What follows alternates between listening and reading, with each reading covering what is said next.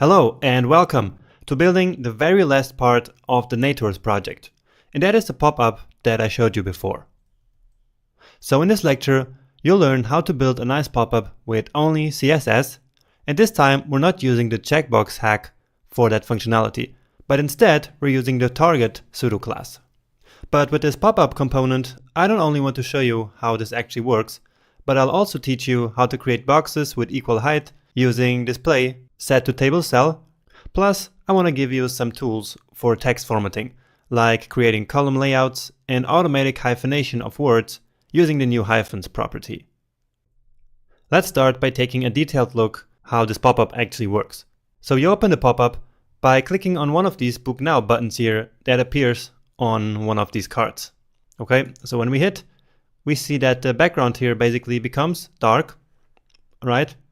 And we also see that this box here basically coming in, so with a nice animation. And of course, all of this is on top of the entire web page. So even of the navigation button. You can maybe see it here, it's hidden behind this complete pop-up. And also this is at a complete fixed position, so we can scroll, and maybe you can see that as well in the background. All right, so I'm scrolling up and down, but this pop-up here stays in the same place.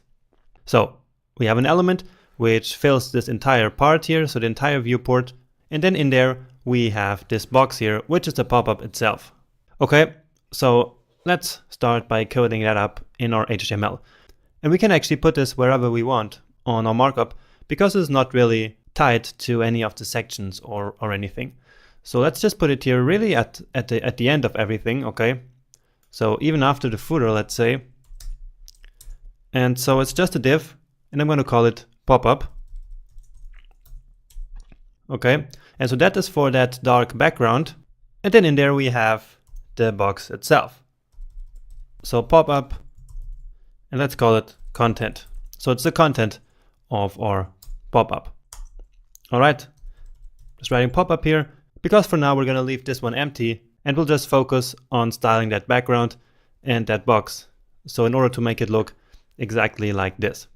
And that is actually the challenge that I have for you. So I want you to style this background and then position this white box here exactly where it is right now. And as you can imagine, it will always stay here nicely centered. So no matter what we do with the viewport, it always stays nicely centered. Okay. And so I want you to code that in CSS. And so pause the video now and do that. So hopefully you did that. So let me do it right now in order to show you. So I create a new file here, and this is, I think, the last file that we're ever going to create. So that's good, right? So popup as CSS, of course.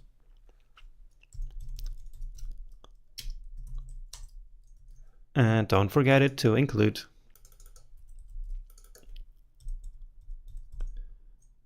All right, close it. And here we go. So pop-up, and we also want the content. So the height should be 100 viewport heights, right? So 100% of the height. The width should be 100%, which is actually maybe not really necessary, but let's keep it here. It's not a problem of having one line of redundant CSS. Okay, so let's keep this here. Then, as you know, the position is, well, it is fixed. Okay, so it doesn't move as we scroll. And then we can use top and left and all that stuff in order to position it. Top 0, left 0, so just like absolute positioning, it's taken out of the flow. Okay, now the background color, let's make it slightly transparent black. Okay, so color black, let's say 80%. Okay, so that should now occupy the entire viewport. Let's take just a look at that. And yeah, so here we go.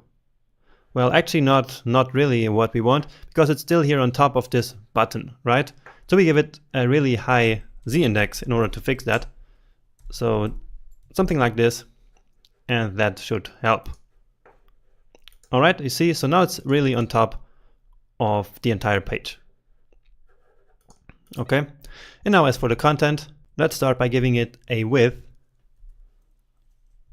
of, let's say, 75%. So it's going to occupy always 75% of the container, and therefore of the viewport as well. let's give it a nice background color. And actually not really nice, it's just white, okay? So color white. And actually I will also give it a height here, but only for testing purposes, okay? So we did that before, and so let's do it again. So 50 rem here again, and I'm gonna get rid of that later. Also, we want some box shadow. So 0, let's say 2 rem, and 4 for the blur. And of course, color black. Let's say 0.2. Okay, and now the positioning of this element inside of the pop-up. Well, once again, we're using absolute position here. And now this time, let me actually create a mix in here, because I'm a bit tired of always writing this out. Okay, and so you should do the same. Maybe you already did, because I've talked about this before. So I'm going to call this one absolute center, okay? And so all that's going to do is to simply add position absolute, top 50%, left 50%, and then transform, translate, minus 50% and minus 50%. Okay, and so now we have this reusable piece of code that we can now insert here wherever we want. And I like to do that at the beginning, actually. So include abs center. So that stands for absolute center. Now I could go ahead and open up all of these files and replace all of this code in each time where we have used it. But I'm not going to do that in order not to waste your time, okay? But for you, I think it's something that you should do in order to make your code look a bit cleaner. Okay, so let's now take a look at that. And all right, so that looks pretty good already, right? It's pretty similar already to what we have in our original. Just some rounded corners here missing, but beside that, we're good to go. So what's next here? Well, we have basically this left side here with these two images, and then the right side with this text and this button and this H2 element here, right? And here on this right side, so like this right panel here, we have this entire content like vertically centered. And that is because these boxes here, they're actually the same size. So this here is a box and this one is a box, and they have the same height. And so I told you before that that's something that I want to show you. So how to make two boxes side by side having automatically the same height. So that can be very useful sometimes, and it's something I haven't showed you up until this point. So let's create this content in here, okay? But first, these rounded corners that we were missing. So border radius 3 pixels. All right. Now coming back to this pop-up here, I'm going to call this one pop-up, simply for the left side, and then for the right side, of course. Okay, so in here we have some pictures. So img, then img net 8, and this is simply a tour photo. Okay, then again, and this time it's img net 9, and another tour photo. Okay, also I should give them a class. So Popup img. Okay, and as for the left side, we want a heading secondary here, right? So it's an H2 heading secondary, and this one says start booking now. Then below that we actually have an H3, so that we called heading tertiary.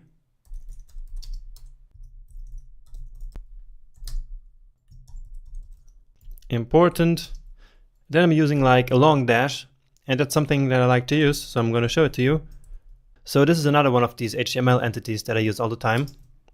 And then just something like, please read these terms before booking, okay? Now in a real life scenario, it would probably not be a good idea to ask the client to first read the terms before booking, right? But in this page here, we're not really worried about that kind of stuff. I just created these parts of the websites and these features in order to show you all of these CSS features, okay? So don't just copy what I have done on this web page. It's not optimized for conversions or for anything like that, okay? So this is just to show you these CSS features again. All right, and finally, just some pop-up text here in a paragraph. All right, Now let's get some text here from one of these lorem ipsum generators that I've already opened here. I think I showed you this one before. And I'll just say that I want it to generate one paragraph for me. So here we go. And I copy all of it and paste it here. All right.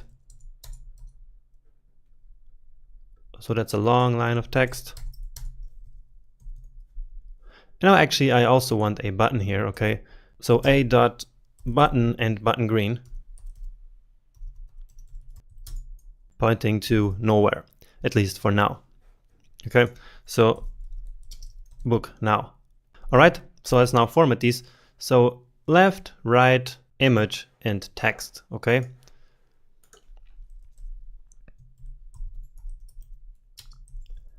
Left, right, image, and text. So let's actually start with the images, because otherwise they will occupy a lot of space and then we cannot see what's going on, okay? So I want these images to be displayed as a block. That's usually a good idea to do. And then I want them to have a width of 100%. So entirely their entire parent container's width, right?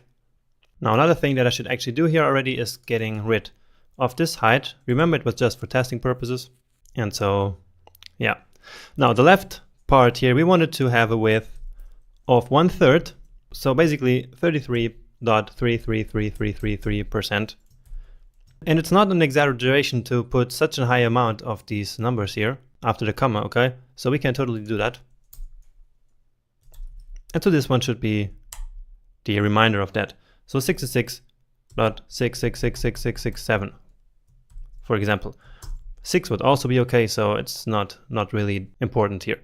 What matters is that these two roughly together make 100%.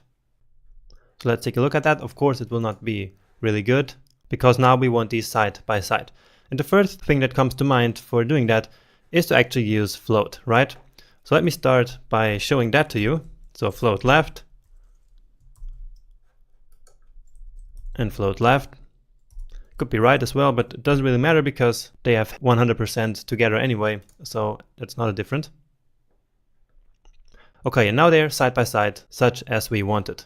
But let me show you the small problem with that. So it's not really a big problem, but you see here that this left element has this entire height, and then the right one only has this height. Of course, because that's the space that it occupies. So that's completely normal behavior. Now what we want here is that these boxes actually have the same height, because then it's easier to center this content here vertically in the middle of all of this white space here, okay? And so sometimes that's a very useful thing to do and a very useful technique that I'm gonna show you, okay? So let me actually show you how to do that. So it's not using floats, but instead we're gonna simulate a table, okay? And so we set the display property on this one here to table cell.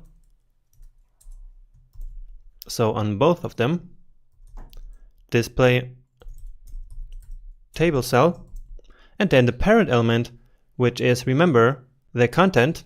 So this one here, we set this one to display table, okay? And so this one functions as a table, the content, and then the left and the right, they are both table cells. And then the browser will automatically give them the same height, okay? So let's take a look at that. And well, for now it still looks the same.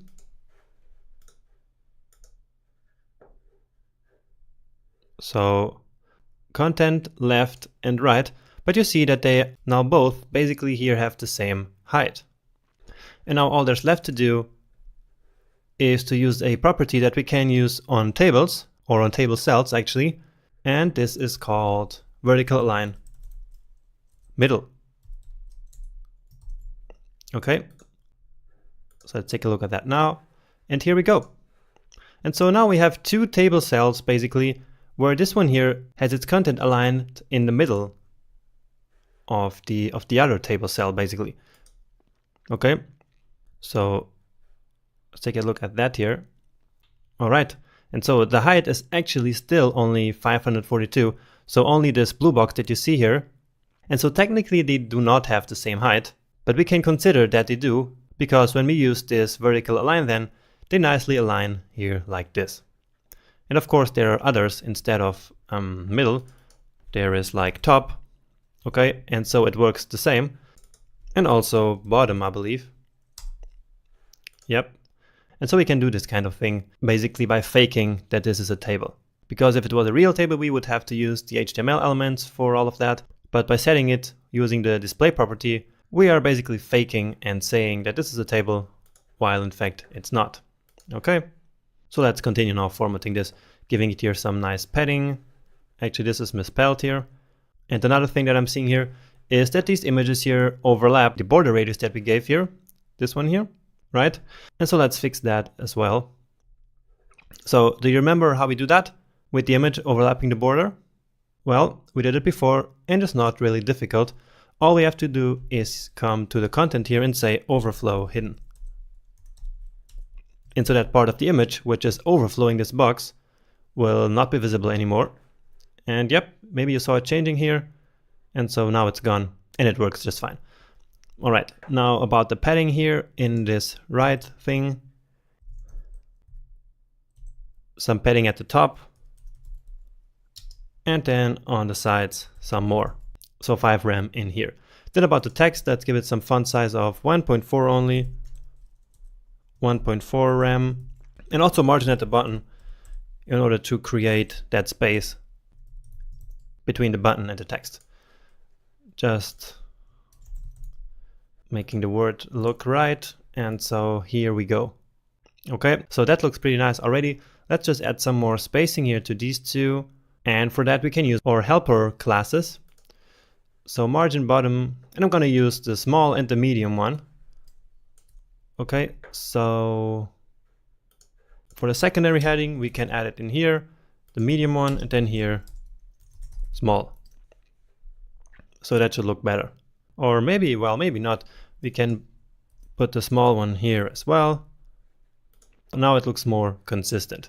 Now one last piece missing here in the puzzle to make it look like this one. So where is it? To make it look a bit more like this one is these columns that we have here. And also this automatic hyphenation that I mentioned in the beginning. So you have a word and then here's not enough space for it. And so there's a hyphen and it continues on the next line. And actually if you select it, it selects both parts. So that's really nice as well. So if we decrease this here, then we see that even more hyphens start to pop up as we have less and less space to fit the content here. So that's a very nice and new feature in CSS. And so let us take a look at that actually, okay? So back to our CSS and let's start with the columns. So column layout is something really new in CSS, but we can make it work in most of the modern browsers already. So all we have to do is to specify a property called column count. Okay, so we say that we want 2 columns, and so that's all we have to do. And with this, it will automatically create us 2 columns. Now there are some more details that we can do here, which is column gap. Okay, and so in here we can specify the space that we want between the columns. Okay, and the default here is 1em, but we want it to be a little bigger here. Just for curiosity, what would be 1em here in this specific case? Can you think about that? So what would be the default for the column gap if that's 1em? And I hope you guessed it right. It would be 1em 14 pixels. Okay? And why is that? Well, because 1em is always the font size of the current element. Okay? So just as a reminder, so you don't forget what this m here actually means. But in this case, we just want to set it to 4 rem so that we give it some more breathing space. Okay, and then another interesting property here is the column rule. So this is basically just like a border, which will be exactly in the middle of these 2 columns, okay? So the browser will automatically put it there. And so let's put a light color here. So color gray. Now I don't really remember the color names here. So let's simply put this one here. So the number 2, and where is it? Actually, we can close this one here and the mix in as well. So color gray 2 here. All right, so let's take a look now. maybe reload it. And well, nothing happened for some reason. Let's inspect that. So pop-up text, well, it's not really there. Why is that?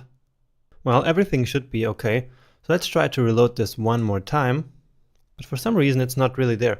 So this looks like maybe there was some kind of error here again.